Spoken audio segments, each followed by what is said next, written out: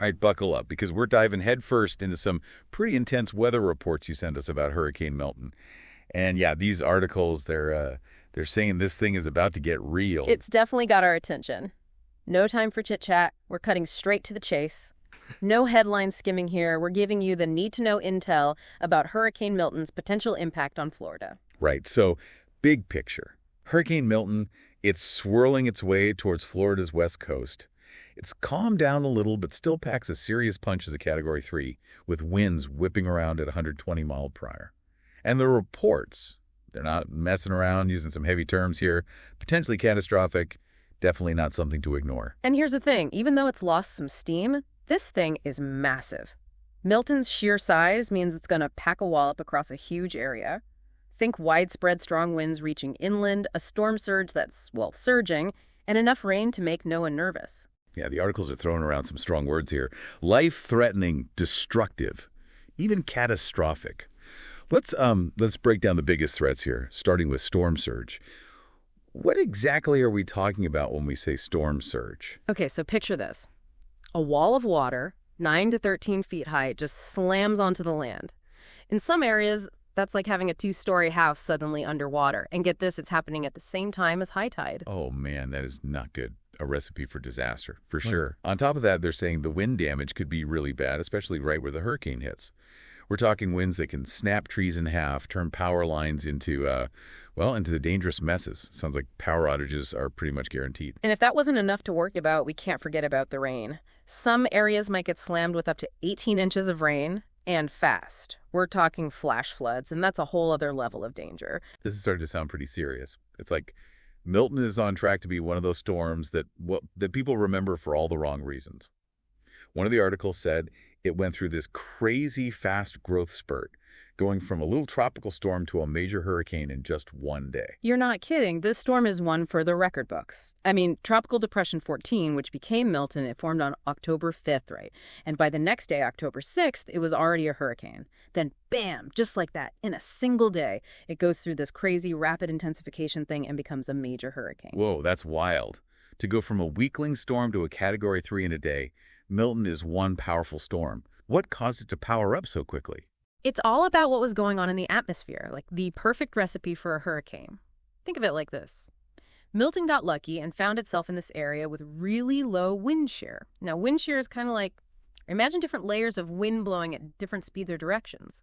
When the wind shear is low, it's like a calm environment, right? So the hurricane, it can just keep growing, getting more organized, more powerful, without getting ripped apart by those different winds. And on top of that, the ocean water below was really warm. Like adding fuel to a fire, it just made Milton stronger. So all these perfect conditions basically put Milton on steroids. The article mentioned something about the pressure dropping really low. How does that play into how strong it got? Great question. That pressure reading, that's basically like taking the hurricane's pulse. The lower the pressure reading, the stronger the storm. And Milton, well, its pressure took a nosedive, plummeting all the way down to 897 millibars. 897. Wait, that's bad, right? Yeah. To put it lightly, yeah, that's crazy low. For context, a typical hurricane might have a pressure reading around 950 millibars. 897 is just exceptionally low. It's a sign of a monster storm brewing. I mean, to give you some perspective, that puts it in the same league as Hurricane Wilma back in 2005. And, well, you probably remember how devastating Wilma was. Okay, yeah, this is definitely getting serious. So we've got this incredibly powerful hurricane, juiced up and ready to rumble, headed straight for Florida. Which areas are looking like they'll be hit hardest by Milton's wrath? Well, the National Hurricane Center, they've got their eyes glued to Florida's west coast, especially from Boca Grande up to Anna Maria Island. They're saying those spots could get hit with the highest storm surge. We're talking up to a terrifying 13 feet above ground level. 13 feet? I can't even picture that. That's like a tsunami hitting the coast. What would that much water actually do to those areas? It's devastating. That kind of storm surge can completely swallow up coastal communities, wiping out homes and businesses, carving away coastlines. And tragically, storm surge is often the deadliest part of a hurricane. And it's not just the storm surge, right? We've got those 120 mile per hour winds to worry about, too. Those are strong enough to cause some major damage, even far from the coast. You got it. Yeah. We're talking about a huge chunk of central Florida in the line of fire for hurricane force winds. From the Gulf Coast all the way over to the Atlantic, Tampa Bay, Fort Myers, Orlando, even as far north as Cape Canaveral, they're all under hurricane warnings right now. This thing is massive. This isn't just a quick hit on the coast. This is a statewide event, practically. So what does that mean for people inland? What kind of damage are we talking with those wind speeds? We're talking like trees ripped right out of the ground, power lines down, of course. Yeah. Roofs could get peeled off houses. And power outages, yeah, they're going to happen. Some places could be without power for days, maybe even weeks. It's going to be chaotic. It's crazy how much power these storms have. The article also mentioned something about tornadoes. Is that like a normal thing with hurricanes? It is, unfortunately. Hurricanes can kick up tornadoes, especially in those outer bands of rain that spin off the main storm. It's like, Yeah. imagine the hurricane as this giant spinning top, right? And then you've got these smaller tornadoes that get whipped up by all that rotation. And where are these tornadoes most likely to form with Milton? Which areas should be on high alert? They're saying central and southern Florida are most at risk, with the potential for some pretty strong tornadoes, like EF2 or even higher on that enhanced Fujita scale. Okay, EF2. For those of us who aren't, storm chasers, what does that even mean? How bad are we talking? An EF2 tornado, those winds can get up to 113 to 157 miles per hour. That's strong enough to rip the roof off a well-built house, demolish a mobile home, flip cars over like they're nothing. Even big trees can get uprooted by an EF2. And to think Milton could spawn multiple tornadoes, it's unnerving, to say the least. Makes you realize how unpredictable these storms are. Definitely. And as if the wind and potential tornadoes weren't enough, we've got all that rain coming down too. Something like 18 inches in some areas, didn't they say? Yep, that's right. Milton's expected to dump a ridiculous amount of rain over central and northern Florida. Like 6 to 12 inches on average, but some areas could get up to 18 inches. Imagine, for every square foot of land, dumping out several bathtubs full of water. That's how much rain we're talking about. Wow, okay, that's a lot of water. So what does that actually do? We always hear flooding, but what does that actually mean for people? It goes way beyond just a little water in your basement. Imagine rivers and streams overflowing, turning into raging torrents. Streets become rivers themselves. You can't drive anywhere.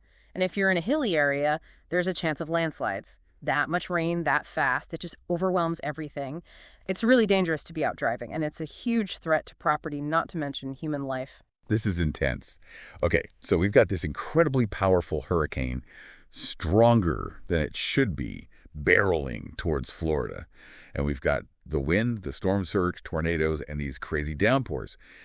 So for people in Florida listening to this, what does it all mean? What do they need to be doing right now to get ready for Milton? It really does sound like people need to be taking this seriously. So we've got this crazy strong hurricane, stronger than it has any right to be, heading straight for Florida.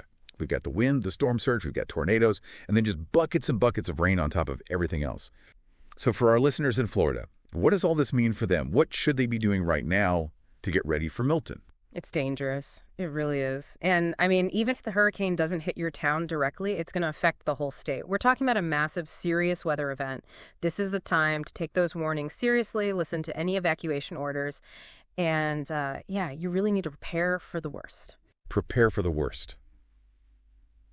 Those are some strong words. What does that actually look like? If people are listening right now, what do they need to do? Be proactive. Be prepared. If you're in an evacuation zone and you can find out if you are online, it'll tell you don't wait, just leave, get out of there as soon as you can. Don't try to wait it out. And if you're not in an evacuation zone, make sure you have your hurricane kit ready to go, right? The essentials, water, food that'll keep, batteries, flashlights, a first aid kit, all that stuff. And don't forget, important documents, any medications, copies of insurance papers, anything important, really, just in case. Right, the essentials for getting through any kind of disaster. Is there anything else people should be thinking about as far as their homes or property goes? Yeah, actually, anything outside your house that could become a projectile in strong winds, put it away. Bring your pets inside. And probably the most important thing, stay informed. Things change fast with hurricanes, so keep up with the latest information. Right, information is key with these events. Stay up to date with the National Hurricane Center, listen to your local authorities, and, don't listen to rumors or social media hype. Oh, and another thing, don't forget about your neighbors, especially anyone who might need a little extra help. Older neighbors, people with disabilities, anyone who lives alone. A little help goes a long way when there's a storm. We're all in this together. This has been an intense look at Hurricane Milton. Hopefully it's given you a better grasp on the situation, why it's important, and most importantly, how to stay safe. And knowledge is power, you know? Stay safe, stay informed, and listen to your local authorities for the latest updates on Hurricane Milton.